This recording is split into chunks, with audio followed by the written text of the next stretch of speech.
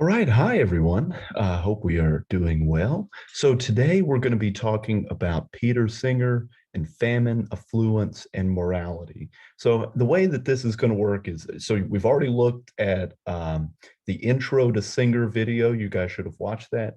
In that video, we kind of get the pond analogy or the pond example. And so with that in mind, we're going to look at how Singer builds his argument. And then we're going to read the next lecture is going to be about the billionaire text, right? What should a billionaire give? What should you? And in that text, he kind of goes over a couple of objections to this argument. And what we'll do is we'll look at the objections that he talks about in that text, as well as a couple of other objections in the next lecture. Okay, so we're just going to dive right in with his argument. So before we start talking about the argument directly, he gives two different versions of this argument. And so as a result, his argument has two different conclusions, right? So there's an extreme or strong version of the argument, and then there's like a moderate or weaker version of the argument. So and I think it's also helpful to note that this is just one of the most powerful philosophical arguments. It is so a lot of ink has been spilled trying to break this argument down, and just all of the premises are so intuitive and so just so plausible. And as a result, a lot of people have tried to disagree with this argument. And there's been some success on that front. At any rate, we can get into the argument now. So premise one, death and suffering from lack of food, shelter, and medical care is bad, right? So when we experience death and suffering due to starvation, due to lack of shelter, due to the absence of medical care, that's bad. It's bad that people suffer like that, right?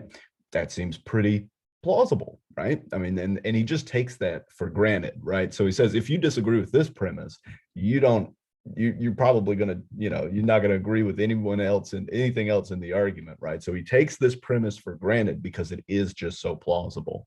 All right, second, and this is the premise that has the two versions, the extreme version and the moderate version. So let's go over the extreme version first. So if it is within your power to prevent something bad from happening without sacrificing anything of comparable moral importance, we morally ought to do it. Okay, so the idea here is that okay, so there's plenty of bad things occurring in the world.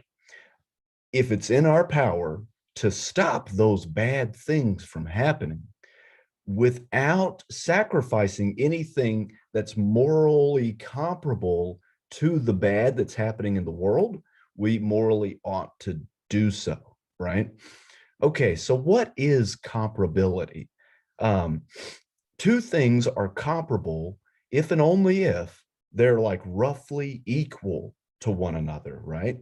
So for instance, William Shakespeare and John Donne are both super duper awesome poets, right? In fact, they're both so awesome that they're like roughly equal to one another, right? I mean, John Donne is probably not as good as Shakespeare at the end of the day, right? But even if John Donne is not as good as Shakespeare, but they're still in the same sort of ballpark, right? They're still in the same range of greatness. Whereas the poetry that I write is definitely not as good as Shakespeare and definitely not as good as John Donne. But my poetry is not even in the same ballpark, right? My poetry is like not even comparable to William Shakespeare's poetry, right? There's not even any like real comparison that we can make, right? So the idea here is that when we have two things that are comparable, we have two things that are like roughly equal to one another or same ballpark kind of talk, right?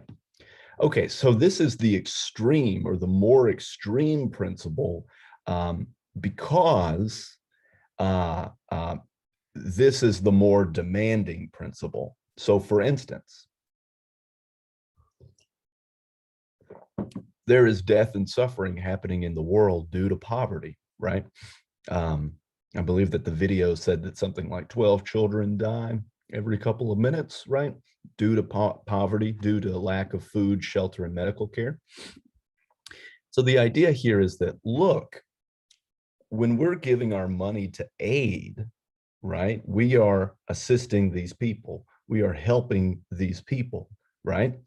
But the bad that they're experiencing and the money that we're giving, right, the significance of both of these things, right, or the moral importance of both of these things is like totally different ballpark, right? So my $5 isn't even in the same like moral importance, or doesn't have the same level of moral importance as somebody dying, right?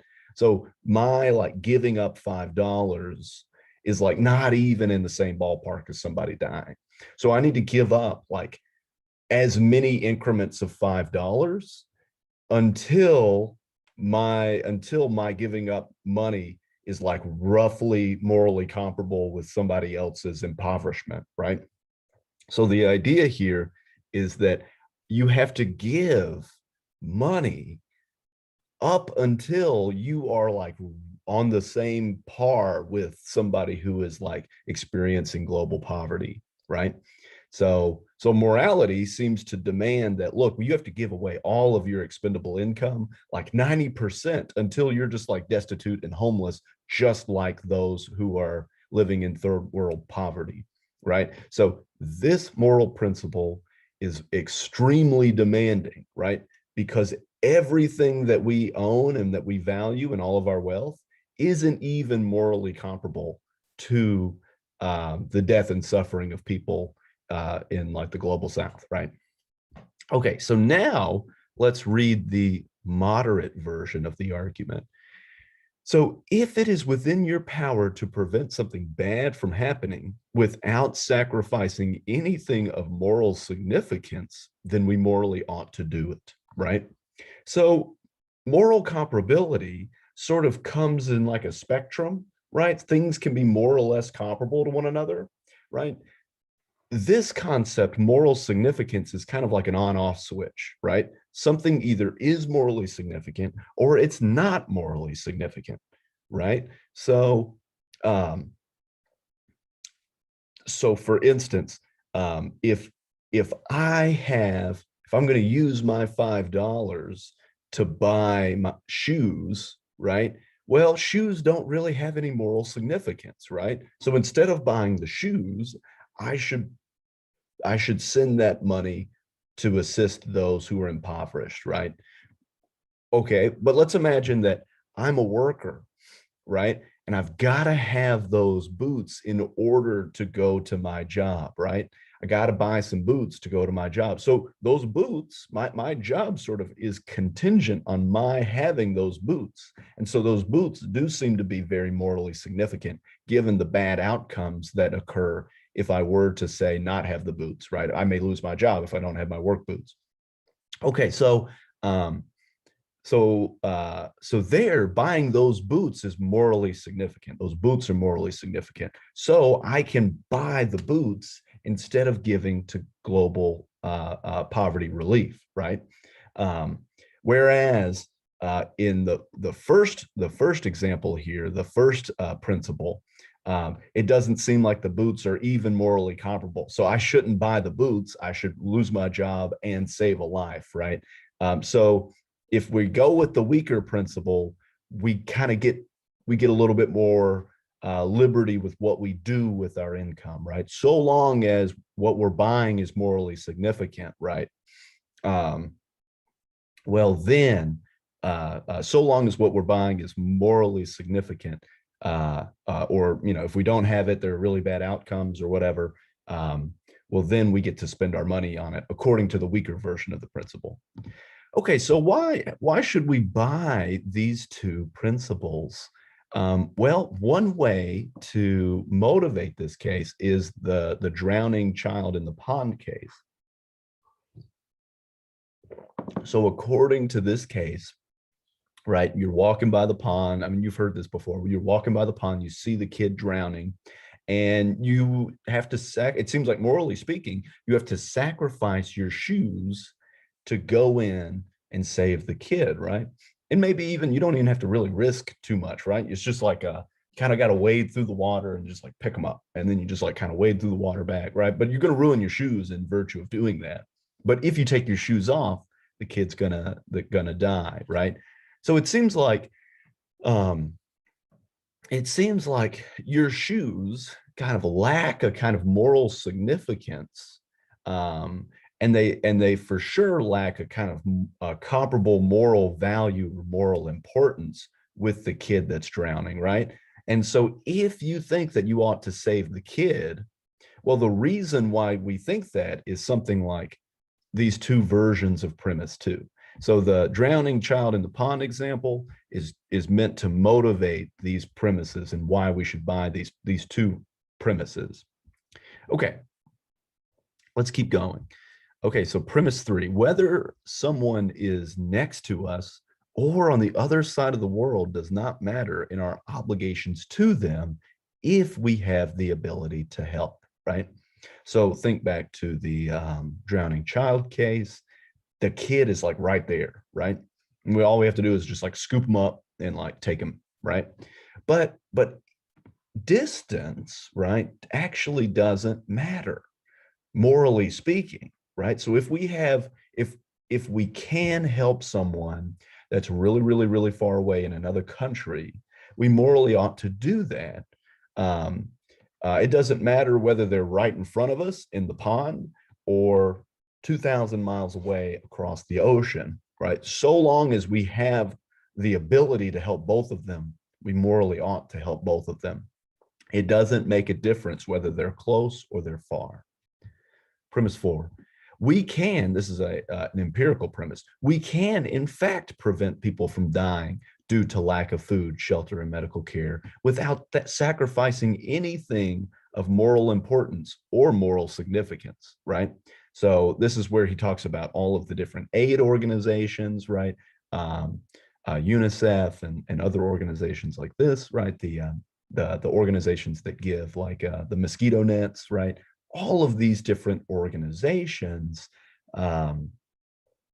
we can donate to these organizations and give up some of our income to alleviate the suffering of these people, right? And the thing is all the extra income that we have either lacks moral significance or lacks comparable moral importance, right? So we morally ought to give away these things. And so we have then two conclusions. We have, therefore, we ought to give away all of our excess resources beyond the minimal necessities for our survival in order to save the global poor. This is the extreme version. And then we have the moderate version. We morally ought to give away all our resources except for what is required for the things in our lives that are morally significant or of moral significance, right? So the first one does not matter. It doesn't matter that something is morally significant, right? What does matter is that that death and suffering from famine is just like morally incomparable to almost everything that we have in our lives, right? So that means that we have to give up almost all of our income until we're on an even playing field with the person that's in destitute poverty. Whereas the second one, right, we have to give away all of the money that we have that would be used to buy morally insignificant things like shoes, like cars, like this and that and the other, right? Things that we just enjoy, right? But we can still have a lot of money, say, for medical care for ourselves and for others. We can still say, spend money, say, on a tutor to educate our daughter, right? So we get more options on the moderate conclusion. So let's look at two cases. Suppose, and let's look at the verdict of each of these cases, what each conclusion has to say about each of these cases. So let's suppose I want to take my daughter to Disney World, right? She's really wanting to go to Disney World. And so I think about it. So Should I spend like $3 grand to go to Disney World for like a week? Um, so according to the extreme version of the principle, going to Disney World and somebody dying of famine, they're totally morally incomparable with one another, right? They're two different playing fields altogether, right? Such that I should totally not go to Disney World and donate that money, because going to Disney World and somebody dying of famine, they're just totally like unequal to one another. They're totally incomparable, right? And as a result, I'm precluded from taking my daughter to Disney World according to the extreme version of this argument. Similarly, according to the moderate version, I'm probably not allowed to take my daughter to Disney World because that trip is pretty morally insignificant, right? We can think about or debate about what moral significance is, right? Or what that means, right? But one way to flesh out moral significance is whether or not it happens has morally significant outcomes, right? And it seems like going to Disney World is enjoyable, right? It's going to boost my own and my daughter's, say, well-being, but not a lot rides on it, right? There's not tremendous or devastating outcomes if we don't go, right? So that's one reason to think that it might be morally insignificant. So it seems like, according even to the moderate version, that I can't take my daughter to Disney World. Instead, I have to give that money to global poverty. Okay, let's take a second one here. Second case. Get my daughter a math tutor, right? So suppose that my daughter struggles with math, right? But if she does well in math, she'll have more opportunities than she would have if she didn't have a tutor, right? And so I could pay a math tutor to come and give my daughter like special practice, right?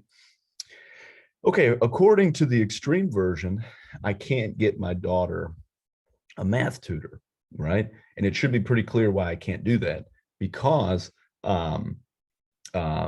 my daughter, the moral status of my daughter having a math tutor is incomparable to the death and suffering of millions of people due to famine and lack of shelter and medical care, right?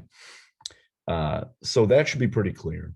However, on the moderate version, it may be that my daughter, given that a lot kind of rides on her having a math tutor, how that's going to affect her future, right? The good or bad outcomes that come from her not being tutored versus being tutored, right? It may be that her getting tutored is in fact morally significant, right? Because it will kind of increase the amount of money that she, say, or the college opportunities that she has, or the career options that she'll have in the future, right? So given that that has some moral significance, I don't have to give that money away. I may be able to keep it and buy my daughter the tutor, right? So anyway, so this is a test case about the kinds of things that we may or may not be able to spend money on according to Singer's famine relief argument. So we've already kind of talked about this, moral significance versus moral comparability, right? So two things are comparable when they're in the same ballpark, versus moral significance is kind of an on-off phenomenon, right? Things either are morally significant or they're not morally significant. And they may come in degrees of moral significance, but that's not what the argument's asking for us. So long as something is minimally morally significant, we don't have to sacrifice it to save other people. Okay. So I think that this is everything that I wanted to go over for today, right? The biggest thing here is this argument. Understand this argument and also understand the two different versions of it, and be able to explain why one version is more extreme than the other version of the argument, right? Okay, thank you all so much for listening to the lecture.